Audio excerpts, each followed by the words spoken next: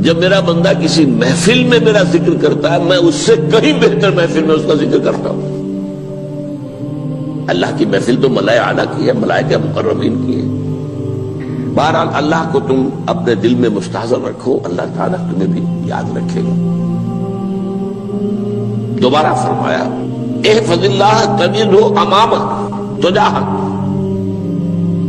اللہ کو یاد رکھو تو اپنے سامنے موجود پاؤ گے، جب چاہو دعا کرو تو احفظ اللہ تجدہ امامک یا تجاہک، اپنے سامنے موجود پاؤ گے۔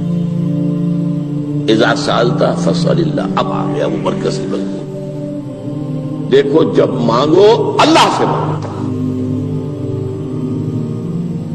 غیر اللہ کے سامنے ہاتھ دراز کرو ہی مت۔ ایک حدیث میں آتا یعنی حرام نہیں ہے، دنیاوی قواعد اصول قوانین کے تحت کسی سے مدد چاہنا، کوئی سوال کرنا حرام نہیں ہے۔ آپ سوال کریں، مدد لیں، اسی پر دنیا قائم ہے، ایک دوسرے کے ساتھ تعاون کے ساتھ۔ لیکن اونچا مقام کیا ہے؟ کسی سے سوال مت کرو سوائے اللہ، یہاں تک کہ جوتے باندھنے کا تسمہ تمہیں درکار ہے تو بھی کسی سے مت مانگو، اللہ سے مانگو۔ کیا پتہ اللہ کس کے دل میں ڈال دے اور وہ آ کے تمہیں تسمہ پیش کر دے۔ ہوتا ہے ایسا، بس اوقات ہوتا ہے۔ جو اللہ کے ساتھ لو لگا کر رکھنے والے ہیں ان کے تو ایسے واقعات ہوتے ہیں کہ دل میں ایک بات آئی اور اس کے بعد وہی بات جو ہے وہ کوئی شخص آ گیا، اس نے وہ بات پوری کر دی۔ کیونکہ لوگوں کے دل جو ہے وہ تو اللہ کے دو انگلیوں کے مابین جو چاہتا پھر دیتا ہے۔ کیا پتہ اللہ کسی فرشتے کو انسانی شکل میں بھیج دے، آتا ہے فرشتہ آتا ہے انسانی شکل میں آتا ہے، آپ کی تکلیف کو رفع کر دے، آپ کی ضرورت کو پورا کر دے، اسی سے مانگو، کسی اور سے مانگو۔ یہ ہے توحید کا لب لباب۔ یوں سمجھیے اسلام کی جڑ کیا ہے؟ ایمان۔ اسلام کا جو خارجی نظام عمل ہے، انفرادی اعمال ہو اجتماعی ہو، ان سب کی روح رواں کیا ہے؟ ایمان۔ ٹھیک، ایک بات ہو گئی۔ ایمان کا خلاصہ لب لباب کیا ہے؟ ایمان باللہ۔ ویسے ایمان بالآخرہ بھی ہے، ایمان بالملائکہ ہے، ایمان بالانبیاء ہے، ایمان بالرسل ہے، ایمان بالکتب ہے، ایمان بالقدر ہے، لیکن اصل ایمان، اسی لیے ایمان مجمل میں آپ کو معلوم ہے کسی اور چیز کا ذکر نہیں۔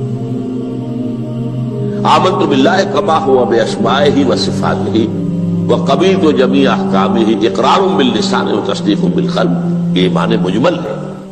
اجمالی طور پر ایمان اس کا نام ہے، ہاں مفصل تفصیلی طور پر آمنت باللہ وملائکتہ وکتبہ ورسلہ والیوم الآخر والقدر خیرہ وشرہ من اللہ تعالی۔ تو اسلام کی جڑ ایمان، اور اسلام کا سارا جو نظام عمل ہے، چاہے انفرادی اعمال ہو چاہے اجتماعی، ان سب کی روح رواں ایمان، اور ایمان کا خلاصہ ایمان باللہ۔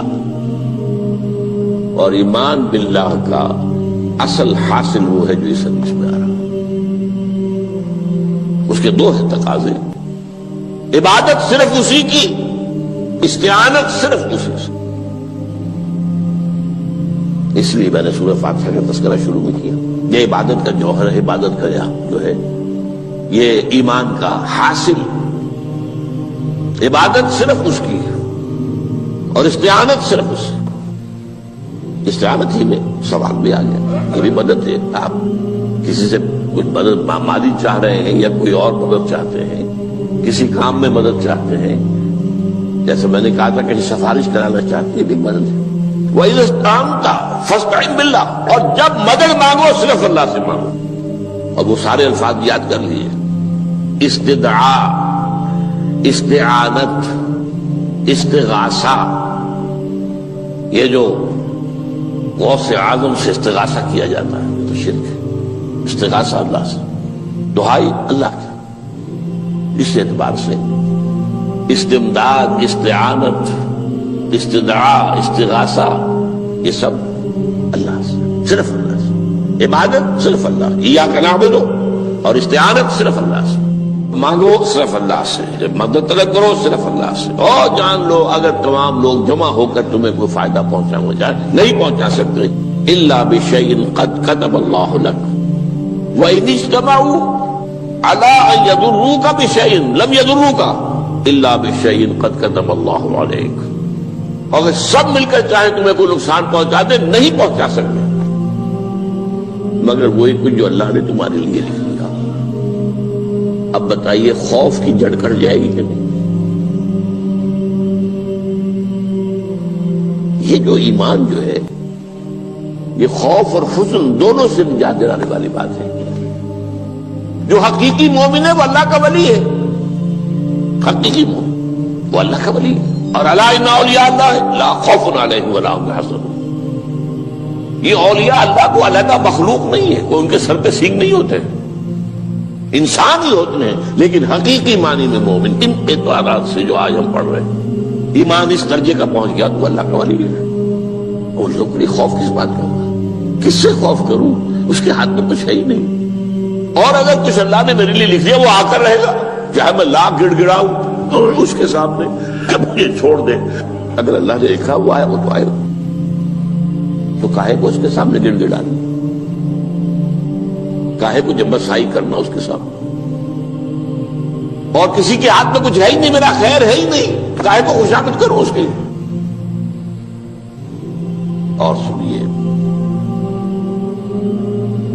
رفعت الاقلام, دیکھو نوجوان قلمیں اٹھا لی گئی ہیں, وجفت الصحف,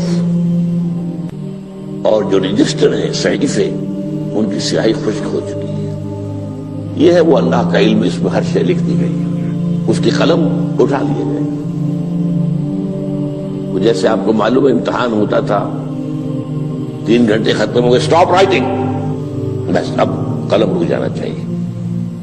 وہ قلم تو تقدیر کا کاتب جو ہے وہ قلم اس کا اب اٹھا لیا گیا, اور جو صحیفے جن پر لکھا گیا وہ خشک بھی ہو گئے. یہ تو روایت ہے جو امام ترمذی نے جس کو روایت کیا, یہ متن ان کا ہے جو ہم نے پڑھا ابھی, اور ان کا قول یہ ہے کہ یہ حدیث حسن صحیح ہے. لیکن یہی روایت اور انہی راوی سے عبداللہ ابن عباس سے رضی اللہ تعالیٰ عنہما اور بھی محدثین نے کی ہے. تو اس میں سے ایک اور متن جو ہے وہ یہاں پر امام نووی نے دے دیا ہے. احفظ اللہ تجدہ امامک, یہ تو پہلا وہ ٹکڑا تھا.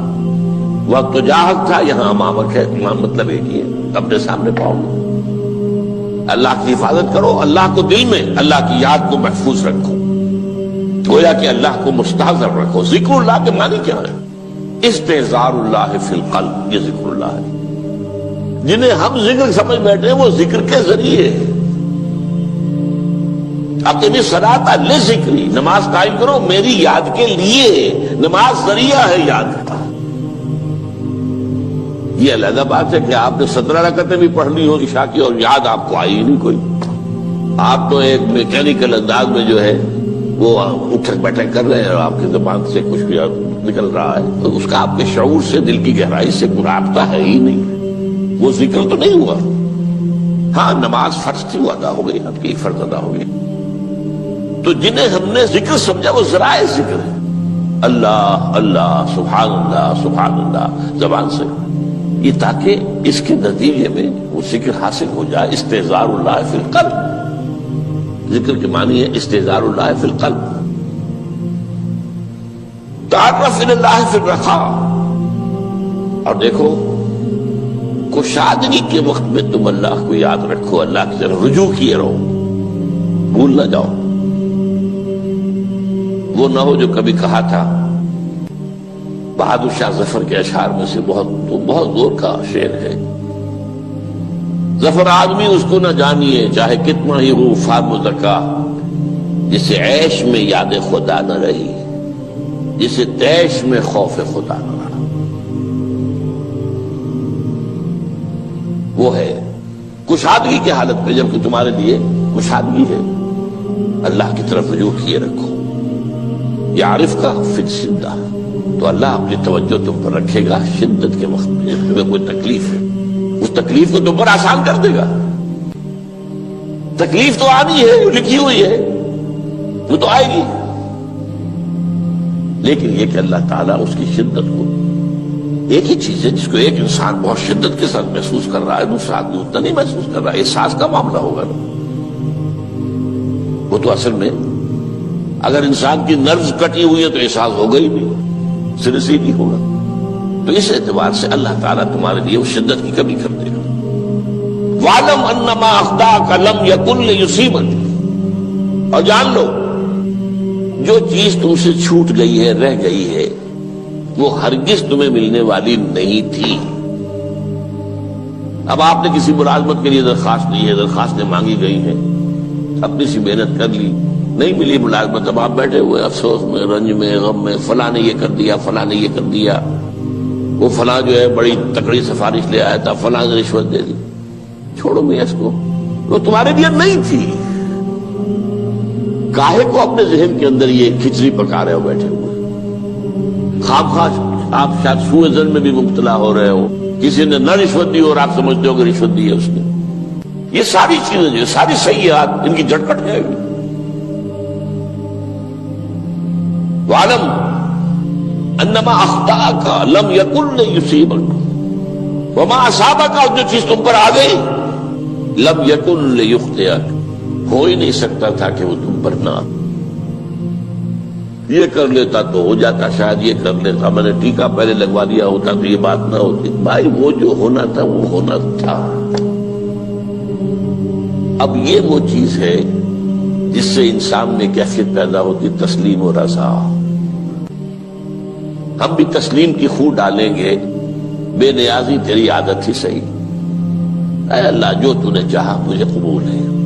اسی لیے میں نے آپ کو آیتیں سنائی سورہ تغابن کی، ما اصاب من مصیبت الا باذن اللہ، کوئی مصیبت نہیں آتی مگر اللہ کے اذن سے۔ وَمَن یؤمن باللہ یہد قلبہ، جو اللہ پر ایمان رکھتا ہو اللہ اس کے دل کو ہدایت دے دیتا ہے۔ ہدایت کس بات کی؟ تسلیم و رضا۔ دوستاں سلامت کے تو خنجر آزمائی، نہ شبد نصیب دشمن کے شبد ہلاکت دے گا۔ اے اللہ تیری طرف سے ہے، مجھے قبول ہے، اور بظاہر مجھے تکلیف ہو رہی ہے لیکن یقیناً اس میں میرا کوئی خیر ہے۔ بیدک الخیر، تیرے ہاتھ میں تو خیر ہی خیر ہے، جو بھی تیری طرف سے آئے۔ سر تسلیم خم ہے جو مزاج یاد میں، اور یہ مضمون جو ہے زیادہ بڑے پیمانے پر سورہ حدید میں آیا ہے۔ ما اصاب من مصیبت فی الارض ولا فی انفسکم الا فی کتاب من قبل ان نبرأها، کوئی مصیبت نہیں آتی نہ تمہاری جانوں میں نہ زمین میں، زمین میں زلزلہ آ جانا، سیلاب آ جانا، کچھ اور زمین کا دھنس جانا، یا یہ ہے کہ تمہاری جانوں میں کوئی بخار ہو گیا، کوئی اور تکلیف ہو گئی، اچانک معلوم ہوا کہ انسان کو کینسر ہے، اور کینسر بھی اب 3rd stage کو پہنچ چکا ہے، لیکن جو بھی آیا ہے وہ اللہ کے علم کی کتاب میں پہلے سے لکھا ہوا ہے۔ فی کتاب من قبل ان نبرأها، یہ کتاب میں درج ہے اس سے پہلے کہ ہم اسے ظاہر کریں۔ اس کا نتیجہ کیا نکلنا چاہیے؟ لیکن لا تأسوا علی ما فاتکم ولا تفرحوا بما آتاکم، افسوس نہ کیا کرو جو تم سے جاتا رہے، چھوٹ جائے، کوئی عزیز فوت ہو گیا، کوئی موقع ہاتھ سے نکل گیا، ارے بھائی میں چوک گیا، بڑا موقع تھا، اب اس پر افسوس کر رہے ہیں۔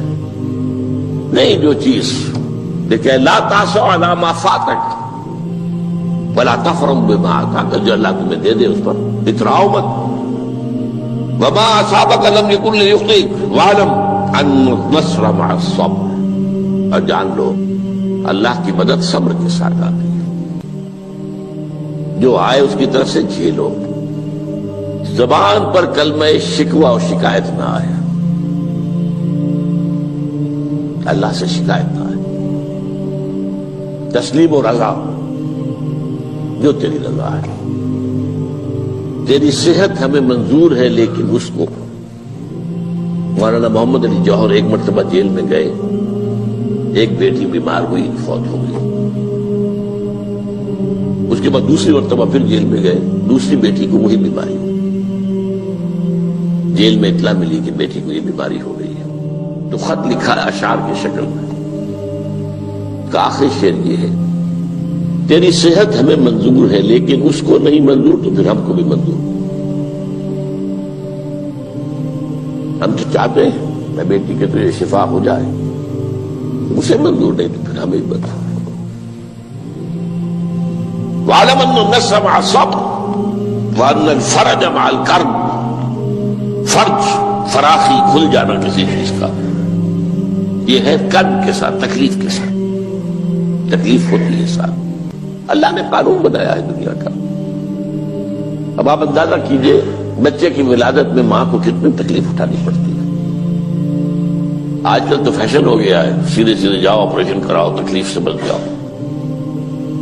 لیکن یہ ہے کہ یہ بھی آپ کے علم میں ہوگا، وہ ساری تکلیف جیسے ہی بچے کو لا کر ماں کے برابر لٹایا ہے، ساری تکلیف ختم، پھر جو راحت اس سے میسر آتی ہے. ان الفرج مع الکرب وان مع العسر یسرا. اسی لیے میں نے وہ آیتیں بھی پڑھی تھی، ان مع العسر یسرا، ان مع العسر یسرا. اس دنیا میں یہ اللہ نے نظام بنایا ہے، سختیاں جھیلنی ہی ہوں گی. لقد خلقنا الانسان فی کبد. ہم نے انسان کو پیدا کیا مشقت کے اندر، مشقت تو کرنی پڑے گی. کسی کی جسمانی مشقت زیادہ، کسی کی ذہنی مشقت زیادہ، مشقت سے چارہ کسی کو نہیں. تو یہ ہے ان مع العسر یسرا ان مع العسر یسرا. بارک اللہ لی ولکم فی القرآن العظیم ونفعنی وإیاکم بالآیات.